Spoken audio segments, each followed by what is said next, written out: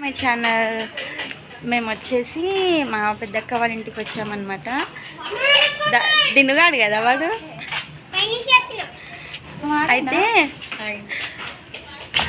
అయితే మా అక్కకి తెలీదు మేము వచ్చేసింది. ఇప్పుడు చూద్దాం మా అక్క రియాక్షన్ ఎలా ఉంటుందో. సర్ప్రైజ్ అన్నమాట.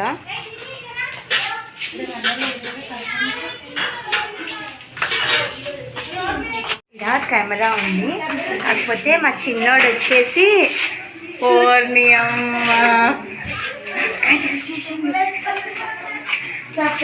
సర్ప్రైజ్ ఇద్దాం అనుకుంటే కాస్త అట్టల్ ఫ్లాప్ అయింది. ఎవ్రీ టైం అంతే.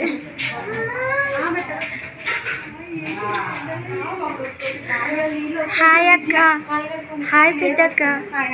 సర్ప్రైజ్ కాలే అమ్మా. చూసారా, మా కోసం అయితే మా అక్క స్పైసీ చికెన్ అలాగే వేడి వేడి అన్నం టమాటా పప్పు అయితే ప్రిపేర్ చేసిందనమాట. ఆల్రెడీ మేమైతే మస్తు ఆకలి మీద ఉండే మార్నింగ్ టిఫిన్ చేసేసి అయితే అక్క వాళ్ళకి సర్ప్రైజ్ ఇద్దామని అయితే వెళ్ళిపోయామన్నమాట. కాకపోతే ఆల్రెడీ మా అక్కకి తెలిసిపోయింది మేము వస్తున్నామని. సర్ప్రైజ్ కాస్త అట్టర్లావ్ అయిపోయింది. మంచిగా ఇంకా ఆకలి మీద ఉన్నాం కదా, ఇంకా చికెన్ చూడగానే అయితే ఇంకా ఆకలి ఎక్కువ అయిపోయింది అనమాట. మంచిగా కడుపు నిండా తినేసినాం అనమాట.